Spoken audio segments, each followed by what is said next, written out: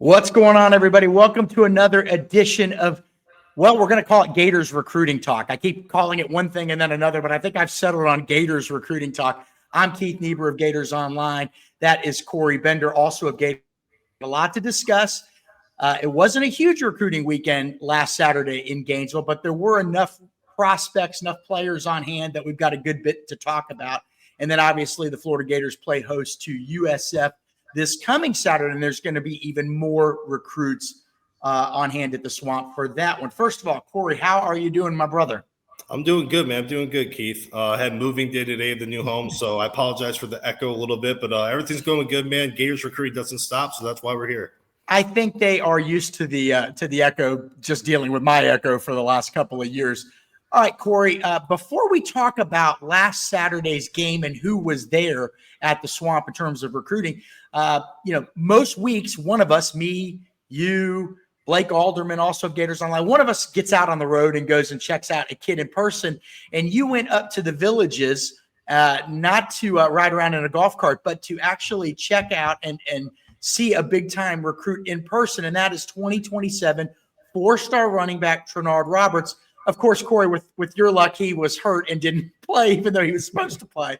But what can you tell us about Trenard Roberts' recruitment and Florida's interest level in him? Yeah, Keith, I think when you look at Florida's 2027 running back board, I mean, Trenard Roberts is the name that's been long mentioned the most. A guy with good size, good cutback ability, kind of has that good blend of size and speed, but also a very mature running back as well when it comes to his IQ level. But when it comes to his recruitment, Florida's been the school that's been buzzing the most over the past year. He grew up in St. Augustine, spent some time at Williston, which is not far from Gainesville, and his mom actually stays about 5 minutes from Florida's football facilities. So whenever he goes to Florida's games, he's able to obviously visit family as well. Right now, the Gators, they're trending as a front runner. I would say probably Michigan is the second school mentioned quite a bit with him, but I think right now, if commitment day was approaching, I think many RPM predictions would be coming in from the Gators. A lot of that has to do with Jabbar Jalouk as well. That relationship goes back well over a year. And he even told me he's a guy, when he goes home to visit his mom, he'll run into the coaching staff. He'll just see them from afar at a grocery store. So he's just very comfortable with the staff. Right now, Florida's the school trending. He's going to take some other visits. Like you said, Keith, I went to go see him Friday. He went to Gainesville the next morning for the season opener. And then as of right now, he's projected to come back this weekend and the Florida-Texas game. So right now it's trending up for the Gators. And he doesn't seem to be in a hurry, but right now, all momentum's favoring Florida. He's got those strong ties to Gainesville, obviously. And it's funny. I was thinking about this while you were talking. There have been some pretty good running backs historically come out of Gainesville, but most of them seem to have gone to other schools. You got Jarrett Gibson, who played at Bradenton IMG, but before that was at Gainesville High, and he ended up at Texas. And then you had years ago, Clinton Portis played at Gainesville High, ended up at the University of Miami. I'll give you another one, Corey. You haven't heard of this guy. Ivy Joe Hunter played at Buchholz and later at Kentucky, and also played in the NFL for a good bit. But this is a good young player, like you said, intelligent young guy that Florida seems to like a lot, and that he seems to like Florida a lot. So Trenard Roberts, obviously a guy that Gator fans, if you don't know about him now, write that name down. You're going to trust us. You're going to want to keep track of him, okay? You're going to want to keep track of Trenard Roberts. Corey, do we have any idea? He's going to be at a lot of Gator games this year. Do we have any idea when he may want to have a commitment decision? We feel like it's early right now, but the reality of it is so I got the hiccups, of course. The reality of it is, Corey, is these top 2027 guys, a lot of them are going to have decisions, early next year. And in fact, we need to point out Duke Clark, known as Waltez Clark, and coming out of Tampa Plant High School, who's on the Florida roster right now and played a good bit last week. He committed the fall of his junior year, and that's where Trenard Roberts is. So it's never really too early. But do we have any idea on the timeline, Corey, for him? If not, I don't think it's going to drag out, well into his senior year. I think, in my opinion, end of this season, maybe going into the offseason. I asked him, he said, hey, if I had a clear-cut number one school, I'd be committed right now. And that's him kind of being, careful with his words. I know Florida feels very good. I know he's told me in the past that Florida is the school on top, but I think after a few more visits, maybe we're going to monitor the Florida-Texas game. That's going to be a big atmosphere. So I think it's not going to be dragging out too long, but I think it'll be maybe at the end of this year going into the offseason. Okay. All right. So right now, Corey, Florida, if I'm looking at this right, they've got the number 13 class in the country. It's a solid class. Actually, wait a second. Is it higher than that or is it 13th? I think it's 13th. The 13th ranked class right now. Davian Gross, a four-star wide receiver from Texas, is the highest ranked of the commits. Of the 19 commitments for Florida right now, I believe 14 of them are 4-stars. It's a solid group. And some of those top recruits for Florida were actually on campus for the Florida Long Island game. And so we're going to do a quick Gators Long Island University recap. So you think, oh, nobody's there. Actually, there were a bunch of kids there. Most of them were committed to Florida. And then you bring in younger guys. So it's really a good situation for a lot of players because it wasn't a huge game, Corey. They get a lot more time with the staff. They also get the staff. Look, the Florida coach staff, don't get me wrong, they treat it every game like it's important because they are. But they also know that they know they're going to roll over Long Island so they can be a little bit more loosey-goosey with the recruits and their players before the game. And then obviously after the game, they get time with them.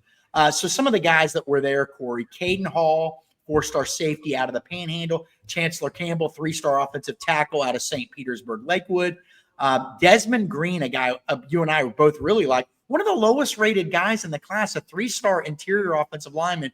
And I don't want to mansplain here, but interior offensive lineman, for anybody that doesn't know, just means he can play guard or center at the next level. He was at that game as well, Corey.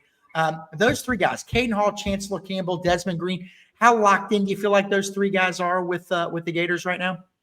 Yeah, I mean, we'll start with Chancellor Campbell. I mean, he's told me in the past that his recruitment's shut down. I mean, he's all Florida. If you go on his Instagram, he's constantly reposting the Gators football channel. I mean, I'd be shocked if he took other visits. He's told me Georgia's the only other school that's really reaching out from time to time, but he has no plans of visiting elsewhere. When you look at Caden Hall, he's told me before Oklahoma still hits him up and that he could potentially take a visit during the fall, but that was obviously before the season opener. So I think right now with Caden Hall, there's really no drama there. I mean, he's told me a lot of schools have backed off.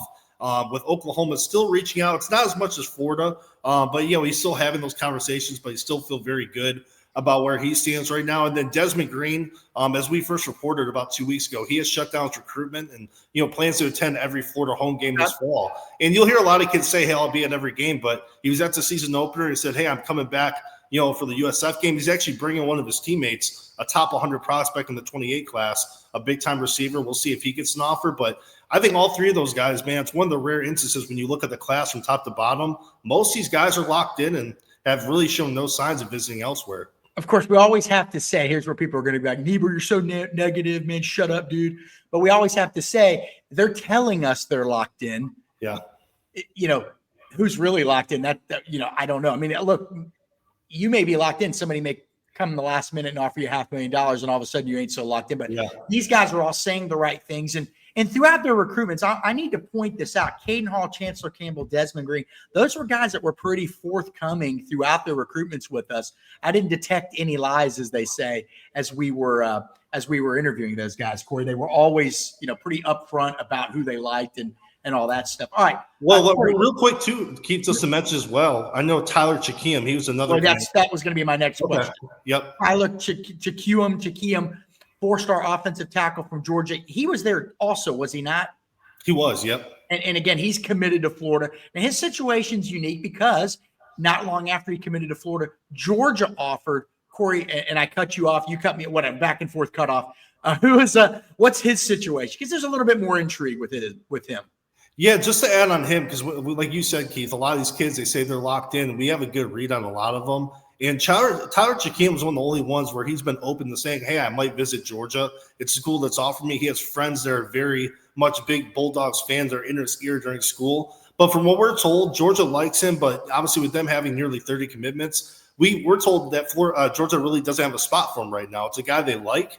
They're keeping the seat warm. They want to bring him in for OV and potentially an unofficial visit as well. But as of right now, after visiting for the season opener, it's all favoring Florida. I mean, there's a chance he might not take that Georgia visit from what we're told. And, him coming back potentially for this weekend as well, that really can kind of put the nail in the coffin as far as him getting out to Athens. And that was one of my top 3 storylines last week when we wrote going into the visit weekend. Will Florida do enough when he's on campus for the season opener to make him say, hey, thank you, but no thank you to Georgia? And as of right now, that could be a possibility. So we'll see what he says after the USF game. Okay, Corey, you look cold, by the way, wearing your On3 hoodie there in your new home. Yeah, it's funny. I need to get more On3 t-shirts. I know you can tell I'm from the Midwest. I always I'll provide Corey's new home address to everybody later You today. guys can egg my house whenever you guys In want. case anybody just wants to randomly stop by and throw 18 rolls of toilet paper in his yard. They hate my takes, so they break my windows and stuff. Corey, there was now look, those are committed guys, but there also was an uncommitted guy that Florida's tracking. And this is interesting because, offensive and defensive line, don't always get fans too excited, especially not the offensive line unless it's a 5-star. But this is a young defensive lineman out of the Naples area. He's committed to Florida Atlantic, but his stock seems to be rising. What can you tell us about this young man? First of all, how do you pronounce his name? Frederick Santois. Okay. What can you tell us about his recruitment? What does Florida think about him? Will he be back? Again, he was there this past Saturday. And who else should we be keeping an eye on?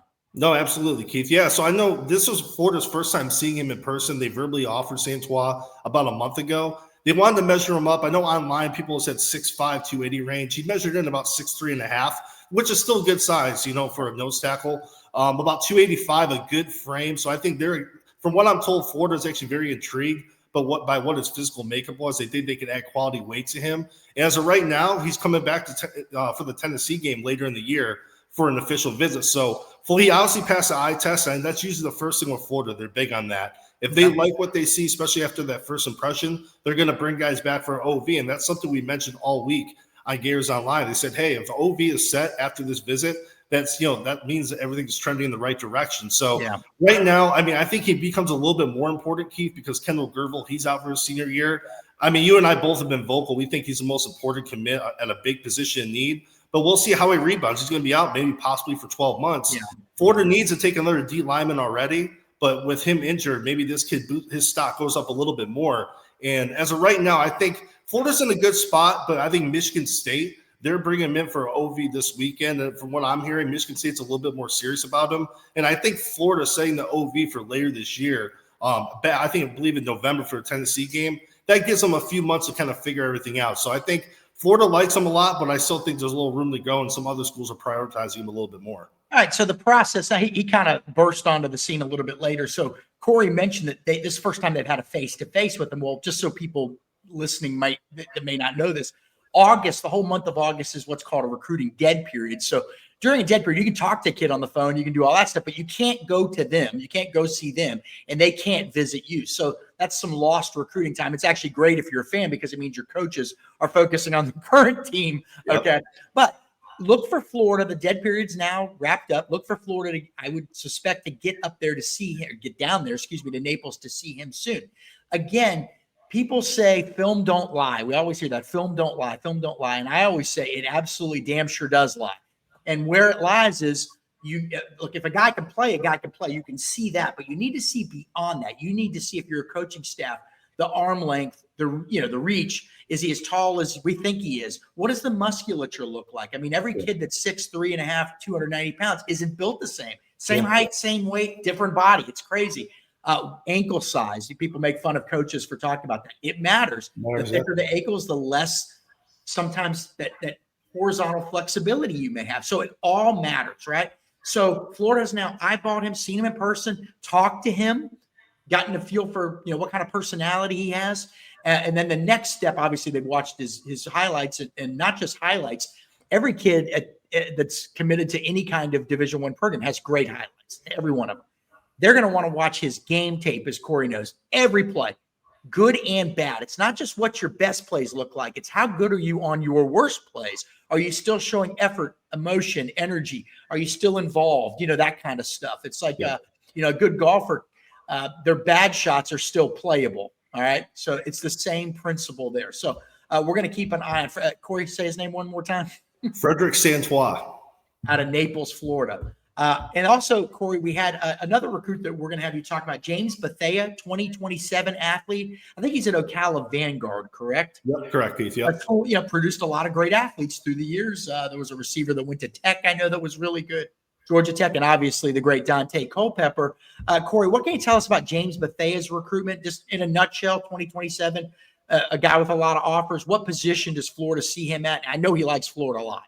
Yeah, it's very interesting, Keith, because you watch his film. Most of his film is at wide receiver, so there's not much on defense. But it's Vinny Sinceri, and as far as the defensive staff, all of them are recruiting him right now.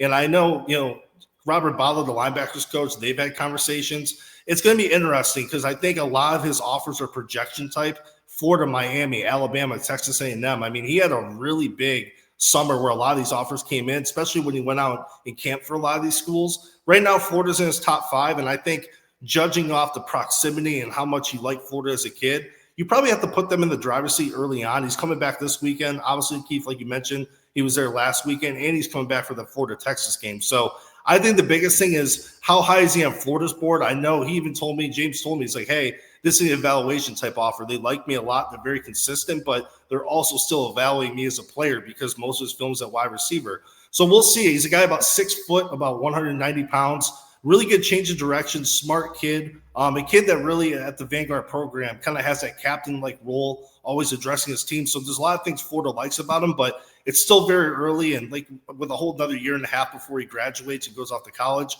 Florida's going to continue evaluating him. But as of right now, mutual interest is high. Yeah, and I know what I'm about to say. People are going to say, no kidding, dummy. But Florida's got some cred in the Ocala area right now. And I know it's right down the road. I get that. But sometimes kids want to go away. They just want to go away. So, in fact, what was it? Ocala Trinity Catholic had the big lineman go to Notre Dame. Yeah, go to Notre Dame a couple years ago, and another one go to Auburn. I don't think Florida was recruiting him as much. But right now you've got, Jake Slaughter, your All-American center, is from Spar, which is just north of Ocala. I want to say that Austin Barber, your starting left tackle, lived in Ocala as a kid.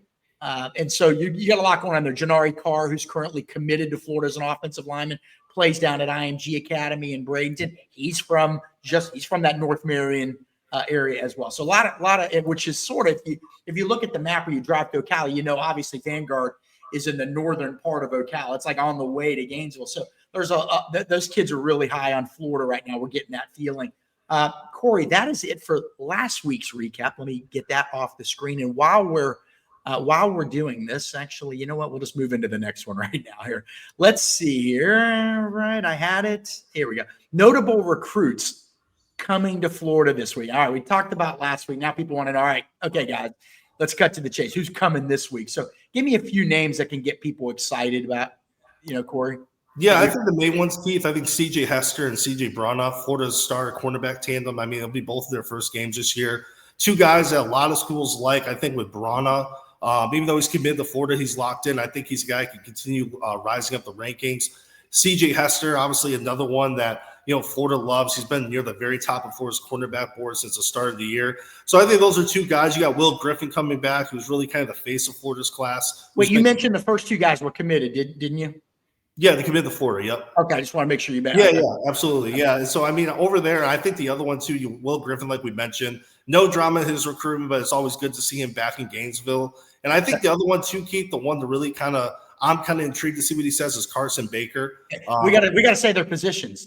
I knew we were forgetting something. Always get on me, but yeah. So I think running back Carson Baker, who's been committed to Florida since early this summer, but schools are still pushing, like Florida State and South Carolina. There's some schools, Kentucky, schools that still want to get him on campus. I know when Chad Simmons went to a school about a week and a half ago, he said he was wearing a Florida State backpack. And I know Florida fans will be like, oh, man, is this guy in flip watch? From what Chad was told and what I was hearing too, it's just the kid has just had the backpack on the day. He said he's not going to visit Tallahassee. He was linked to Florida State's opener versus Alabama, but he never made the trip. So I think that's a great sign for Florida. Now he's coming back to Gainesville, and hopefully that'll quiet some of the buzz. But I think right now, I mean, the visitors list is pretty nice, but it's mostly Florida's top commits. Okay. With Carson Baker being the one who's probably most intriguing out of the group. Corey, you mentioned C.J. Branoff and C.J. Hester earlier, two cornerbacks committed to Florida. You really like those two guys a lot, don't you? Yeah, I do. I definitely think. I think with C.J. Branoff, I mean, he's a state champion in the 100-meter, long and lengthy, about 6 foot, 185, who could really change direction. I believe last year he had 6 interceptions, Keith. 3 of them were taken back for a touchdown. So, I mean, he has that big play ability once the ball gets in his hands. And I think C.J. Hester, he's a guy that is probably on the more physical side, a guy that fills up the stat sheet when it comes to tackling, coming down the box. So I think they're two guys that really complement each other very well, both very smart football players. And, Yeah, as of right now, we haven't heard of anything about Florida taking a third quarter. I know they're very happy. Those are, with that class at cornerback. And both of them are at the very top of the board for the Gators going into the summer. So I think two guys that have a good high potential at the position, but also show a lot on tape already going into their senior years. Okay, so you're saying mostly committed guys already committed to Florida. Corey, it's funny in these days, you never know. You never really knew how solid somebody was, but now you really don't know because of the NIL situation. Yeah. Florida State had a big win last week. Miami had a big win last week. And before we leave, I wanted to ask you, and we didn't plan for this one, but are there any recruits for either of those schools that we should now say, okay, maybe things could get interesting? And we'll start with Florida State. I know they're both Florida and Florida State recruiting Carson Baker, who you just mentioned, the 4-star running back committed to Florida. There's also the uncommitted linebacker, DQ Forkpa. Yep. Is that the one to watch with Florida State, or is there somebody else? I think Forkpa for sure, Keith. I know from this past Forkpa for sure. Okay. I think overall, I think Carson Baker, the running back. It's still only week 2, right? And he told On 3 today that Florida State's recruiting very hard, so you can't rule out another trip to Tallahassee. And I mentioned this at Gators Online, Keith, about a week and a half ago on his IG story on Instagram. He posted just a random picture of him and his Florida State gear from the official visit. And I kind of went on our message board and said, what's this mean? It's just kind of out of the blue, nothing attached to it. And then the buzz started picking up at Florida State. We're still monitoring that. Florida State's going to have some big games this year, so we're going to keep eyes on Carson Baker. But, yeah, linebacker DQ Forkpa. Right now, from what we're hearing, Florida State's the school trending. Florida was positioned to get his commitment earlier this year. That's the stuff happened personally that he kind of wanted to take a step back. Florida obviously is still recruiting pretty hard, but I think the hard part now is, Keith, he doesn't attend IMG Academy anymore. He attends school up in Maryland. And, him coming down to Florida State, that might have been possibly his lone chance coming down to the Sunshine State this fall with his schedule. So Florida wasn't able to get on campus. FSU did. So I think right now you got to look at FSU as the biggest threat for Forkpa. Do you think Florida State's the favorite? Did I hear you right? Do you think Florida State's I think that's right now. Yeah, they're just still trending. I don't think he's going to commit anytime soon, probably middle of the season from what we're hearing. So I think the biggest thing, we've said this all along on Gears Online, Florida has to get him back on campus at some point. So let me ask you this. So Florida's got Malik Morris, talented linebacker from Lakeland, committed. If you don't get Forkpa, I can never pronounce his name. If you can't get him, who a lot of people a month ago thought that guy's probably going to be the second linebacker in the class, what are the options? Who are the main options at linebacker, Corey? It's going to be interesting, Keith, because that's where it gets. I think 3 months ago we were pretty confident. Isaiah Williams, who was still on the board, who he says his recruitment shut down. He's all Florida State. He's rehabbing from an injury, but kid's made 6 commitments at this point, so you can't rule out. Is there a 7th one in the works? So I know Florida's still evaluating his knee injury, trying to kind of do their due diligence to see how serious it is. But right now, it's a pretty thin linebacker board, and that's why I think over the summer there were some talks about Florida getting Morris, Forkpa, and Isaiah Williams. Optimism was high for all 3. Now you're in a situation where Florida State might get 2 of those guys with Forkpa and Isaiah Williams. So is that? We're going to see new names pop up potentially. I think so, and you and I have talked about this, Keith. It's not probably the one position where I think Florida doesn't have a major need, but they do need another linebacker. Yeah. Do they go in the portal, or do they take a waiver and maybe expand their board a little bit and start recruiting some other guys? So after this week's game against USF, the next big opportunity to host recruits would be, let's look at Florida's schedule. Next week, the 13th at LSU. The week after that, the 20th at Miami. The week after that, open. The Saturday after that, Texas. So that first weekend in Texas is where, if I would think, Corey, that's where we're going to see, now there's everybody and their brother's going to want to go to that game. So then as reporters, we're going to have to figure out, who's really here because they're interested in Florida, who's here because of the game. But maybe that's the one to watch. At that point, Florida will have had 3-4 high school games or more to evaluate from the senior class. And so we'll keep an eye on that linebacker position. Last thing, Corey, we mentioned Miami earlier. Are there any Florida-Miami battles out there right now to keep an eye on? As far as right now in the 26th class, Keith, not too much. You have a guy like Heasy Kent who's committed to Florida, who's a solid commitment. I know Miami and some other schools are still kind of kicking tires on him, trying to see if he wants to come back to campus. Miami right now, I think the biggest one, Keith, the one is mentioned is James Johnson. He's committed to Texas. He was at Miami for the season opener. And as of right now, I know Chad Simmons, our colleague, reported Miami could be the school, trending as the biggest threat to Texas right now. He's a 5-star, number 1 D lineman in the country. Okay. The plan is to still visit Florida at some point during the season, but he's committed to Texas. I know Florida isn't a big fan of hosting kids that are committed to the school they're playing. So, but whether that's your only opportunity to get my campus, do you kind of say, bite your tongue a little bit, but hey, this is the only chance we bring him? Because you don't want him recruiting other kids to Texas. He doesn't come off as that type, but I think that's the one kid right now, when you think of Florida, Miami, that's the main guy that comes to mind for sure. And obviously on the 20th, you've got Florida at Miami, and that's a chance for Florida to get a little payback for last year when Florida had that big recruiting day and the Miami players were whooping it up with the recruits in the end zone and that whole, mess down there. But so I would imagine James Johnson would almost absolutely, I need to look and see who Texas plays that day. But I would think he would be at that Miami, Florida game down in Miami Gardens. So, Corey, great stuff as usual, man. Good job. I was trying to keep it moving. Corey's got to get out of here. So, no, I was not trying to cut Corey off, okay? Let me be clear on that. Everybody always gets on me for that. If you like what we're doing, hit the like button and the subscribe button. This show's nice and tight this week. Not a ton of recruiting stuff to talk about, but obviously in the weeks ahead, you got big games coming up, home and away. And you've also got, like we talked about, the evaluation process is ongoing. And the one thing we've learned from this Florida staff, guys, and Corey can attest to this, is they're going to do senior evaluations. They're going to find 1 or 2 guys that probably nobody's talking about and latch onto them probably in the next couple of months, if I had to guess. And also they're going to be working to flip some guys too. And then you always have to hold on to the guys you already have. So again, go down below, hit the like button and the subscribe button to get the complete visitors list for Saturday's Florida USF game at the Swamp in Gainesville. Make sure you go to GatorsOnline.com. Corey and Blake will have that later this week. And then they'll obviously have outstanding coverage, as always, before and after the game Saturday at Ben Hill Griffin Stadium. So, Corey, fantastic job. Congratulations on the new home. And I'll be by later to I don't know what I'll do. I may just stop by and grab a beer or something. Feel free. Absolutely. Great job. And thanks to everybody for stopping by. We will do it again soon. This was the Gators Recruiting Talk show. For Corey, I'm Keith. Take care, everybody.